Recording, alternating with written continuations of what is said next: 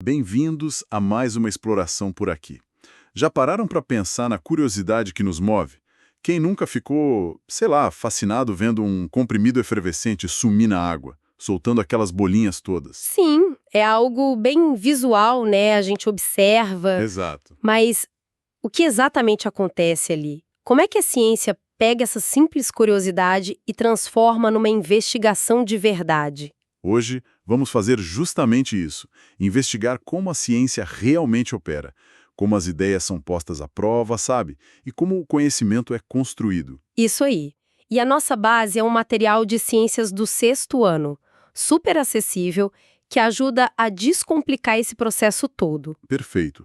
Nossa missão aqui é entender juntos os passos fundamentais que levam de uma pergunta curiosa, tipo essa do comprimido, a uma descoberta científica. E olha, não é nenhum bicho de sete cabeças. É isso mesmo. E o mais interessante é notar que essa vontade de investigar, de perguntar, buscar respostas, é algo quase natural nosso. Fazemos isso no dia a dia, né? Verdade. A grande sacada da ciência é que ela aplica estrutura e rigor a esse processo. A ideia hoje é desmistificar o tal método científico, mostrar que, na essência, é uma maneira organizada e, nossa, muito poderosa de entender o mundo ao redor. Ok, então vamos desembrulhar isso.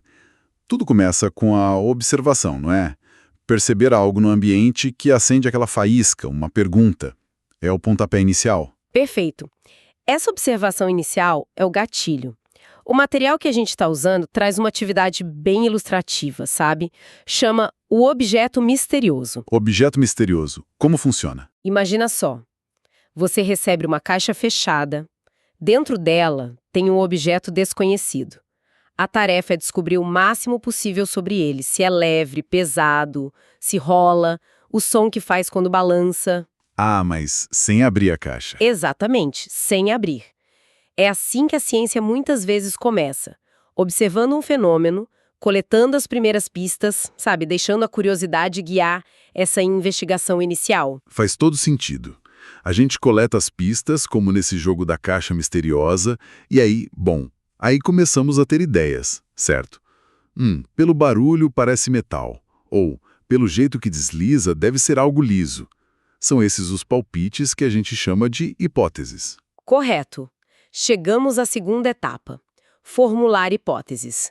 O material define bem.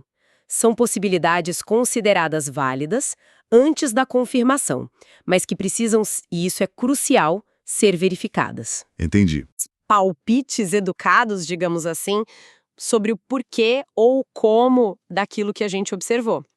Com as pistas da caixa, o som, o peso, o movimento, começamos a formular hipóteses sobre o que poderia estar lá dentro.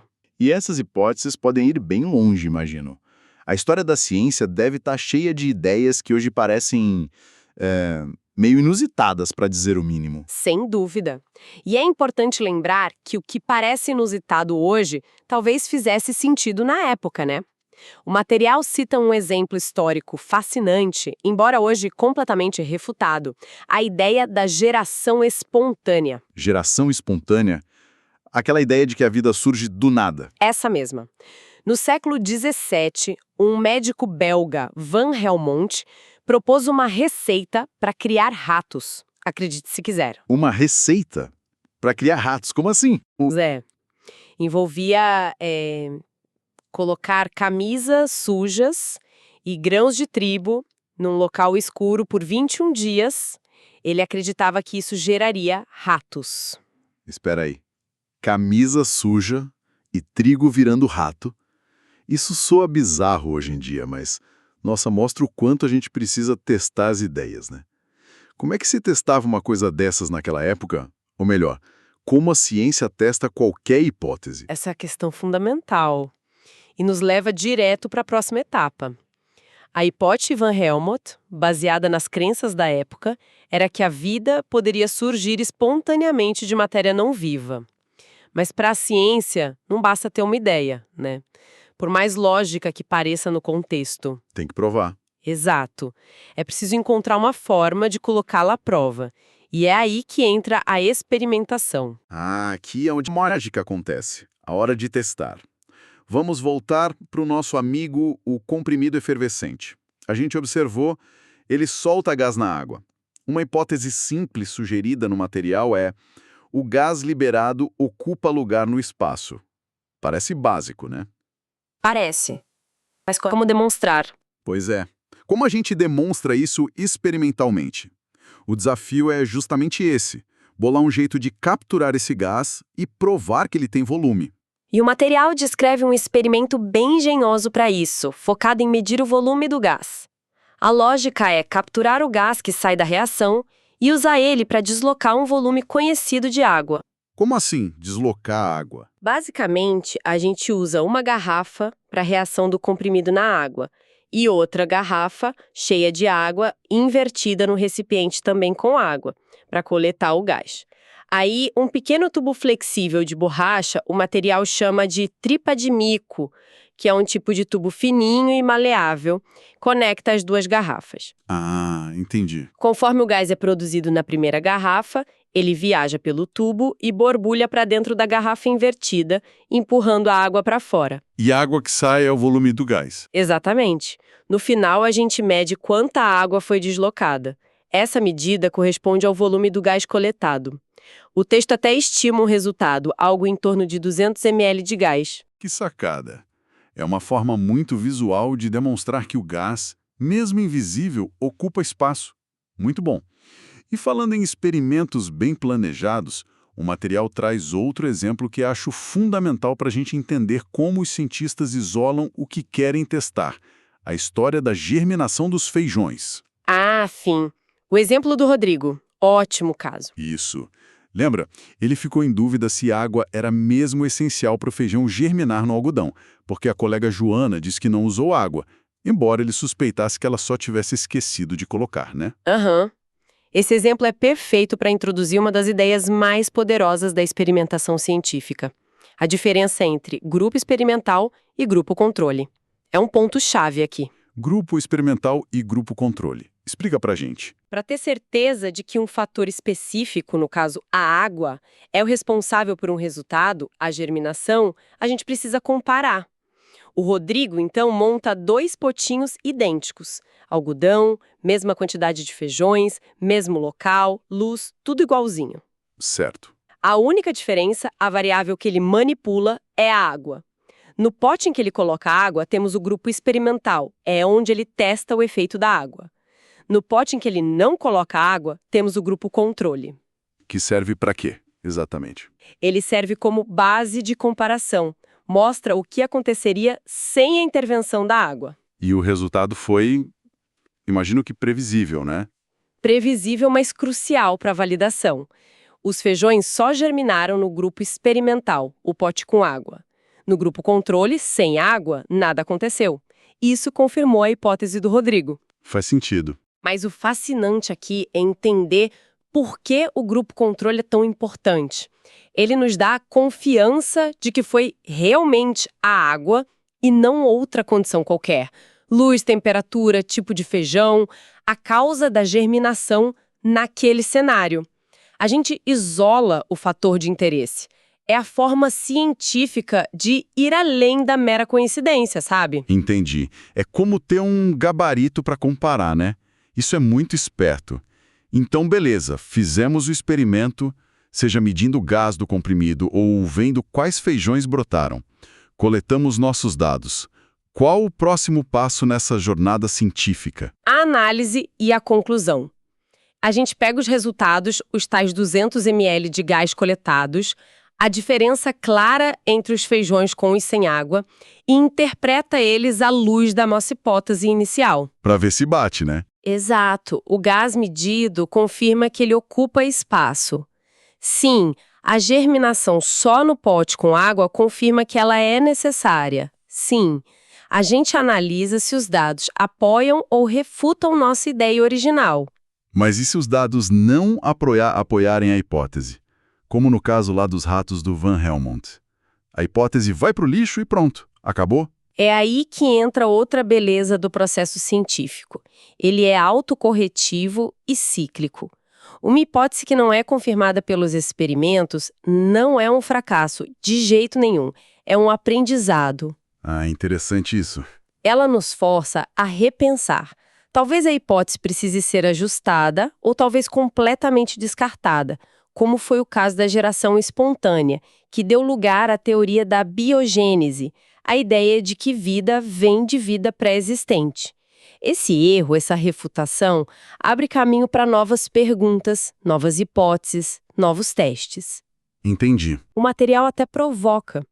Como explicar peixes surgindo numa lagoa que secou e depois encheu com a chuva? Não é geração espontânea, né? Talvez ovos resistentes na lama seca. É uma nova hipótese que pode ser testada. Então, temos outro ponto-chave. A ciência avança tanto pelas confirmações quanto pelas refutações. É um processo contínuo de refinar nosso entendimento. Muito legal essa ideia de que errar, ou melhor, refutar uma hipótese, faz parte do avanço. Mas voltando rapidinho ao experimento do comprimido efervescente. O material joga uma pulguinha atrás da orelha. Será que aqueles 200 ml medidos representam todo o gás que o comprimido soltou? Ou será que algo pode ter escapado no processo? Excelente pergunta. E nos leva a uma nuance importante que o material discute: a solubilidade dos gases na água. A resposta mais provável é não. Provavelmente não coletamos todo o gás. Não. Por quê? Porque uma parte do gás liberado na primeira garrafa, onde acontece a reação, deve ter se dissolvido na própria água daquela garrafa antes mesmo de ter a chance de viajar pelo tubo e ser coletado na segunda. Ah, então o resultado é uma aproximação, porque isso acontece, essa dissolução. Exatamente, é uma boa estimativa, mas não perfeita nessas condições. Gases podem se dissolver em líquidos. Pensa no refrigerante. O gás carbônico está dissolvido ali, sob pressão. E a quantidade de gás que um líquido consegue segurar dissolvido depende de fatores como a pressão e, olha só, principalmente a temperatura. A temperatura influencia como? Sim, o material explica bem. Água mais quente retém menos gás dissolvido. É por isso que uma garrafa de água com gás se esquenta, perde o gás mais rápido do que uma que ficou na geladeira. O calor meio que expulsa o gás da solução. Ah, faz todo sentido. Já notei isso mesmo. E essa questão da solubilidade do gás na água e a temperatura, isso tem alguma aplicação no mundo real, fora do experimento do comprimido? Com certeza. O próprio material faz uma conexão direta e muito importante com aquários. Aquários, como assim? Pensa bem, a temperatura da água num aquário é um fator crítico. Se a água esquenta demais, a quantidade de oxigênio, que é um gás, dissolvido nela diminui significativamente. Os peixes precisam desse oxigênio? Exatamente. Como eles respiram através das brânquias, pegando o oxigênio dissolvido, uma água muito quente pode levar à falta de oxigênio, prejudicando ou até matando os peixes. Veja só que interessante, um princípio físico observado num experimento simples com um comprimido tem uma consequência direta e vital para a manutenção de um ecossistema aquático. Isso mostra como a ciência conecta observações de diferentes escalas. Uau! Que conexão direta! Realmente faz todo sentido. Nossa, muito bom. Então, resumindo nossa exploração de hoje sobre o método científico, começamos com observação curiosa, fazemos perguntas, criamos hipóteses, que são nossos palpites testáveis, planejamos e executamos experimentos controlados. Lembrando sempre do grupo controle. Isso, fundamental. Aí analisamos os resultados que coletamos e, por fim, tiramos conclusões. E essas conclusões podem confirmar nossa hipótese ou, como vimos, nos mandar de volta para a prancheta para reformular ideias e testar novamente. Acho que o principal aqui é perceber que essa forma de pensar, essa estrutura toda, não é algo exclusivo de cientistas em laboratórios, né? De forma alguma. É uma ferramenta incrivelmente poderosa para aprender e entender melhor qualquer assunto, não acham? Precisamente. É um convite ao pensamento crítico, à busca por evidências. Vimos, por exemplo, com a germinação do feijão, como um experimento controlado nos ajuda a estabelecer uma relação de causa e efeito. A água foi a causa da germinação naquelas condições específicas. Certo. E isso nos deixa com uma provocação final, para a gente refletir um pouco. Como podemos usar essa mentalidade investigativa no nosso cotidiano? Diante de tanta informação, notícia, afirmação ou até dica que circula por aí prometendo certos resultados, como a gente pode tentar aplicar um raciocínio parecido para discernir o que é só uma correlação casual de uma possível relação real de causa e efeito. É uma boa pergunta. Como podemos, metaforicamente falando, criar nossos próprios grupos de controle para avaliar a validade do que nos é apresentado? Fica essa reflexão, né, sobre como trazer um pouquinho desse rigor científico para a nossa forma de consumir e avaliar informações no dia a dia,